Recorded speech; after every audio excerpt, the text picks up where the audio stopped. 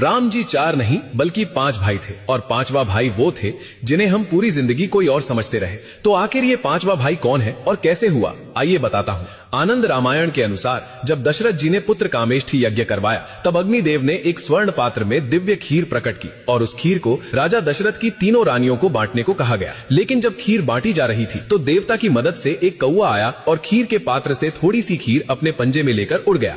फिर वही खीर वायुदेव की कृपा से तपस्या में लीन माता अंजना तक पहुंचाया गया और उसी खीर से हुआ हनुमान जी का जन्म। यानी जिस खीर से राम का जन्म हुआ उसी खीर की वजह से हनुमान भी प्रकट हुए। इसलिए कई संतों ने कहा हनुमान जी राम जी के 5वें भाई हैं। अब सुनिए प्रमाण। तुलसीदास ने स्वयं हनुमान चालीसा में बताया है, तुम मम प्रिय भरत ही संभाई, यानी कि हे हनुमान तुम मेरे लिए भरत के समान हो। और इससे भी बड़ा तथ्य श्री रामचरितमानस में 5 बार भरत जी हनुमान जी को भ्राता कहते हैं। ये भाव नहीं शास्त्रीय संकेत है। हाँ, मैं मानता हूँ कि श्री राम का जन्म राजकुलों में हुआ और हनुमान जी का जन्म वानर कुल में हुआ, लेकिन भक्ति भाव से देखा जाए तो दोनों ही भाई ही थे। इसलिए तो प्रकृति ने भी आगे जाकर इन दोनों को मिला दिया। इसलिए हनुमान सिर्फ भक्त नहीं थे, वो भाई भी थे, रक्षक भी थे और भक्त भी थे और श्री राम के संकल्प की जीवित शक्ति थे। अब आप कमेंट्स में बताइए कि श्री राम के लिए हनुमान जी क्या थे, केवल एक भक्त थे या फिर भाई थे या दोनों से भी ऊपर। जय श्री राम।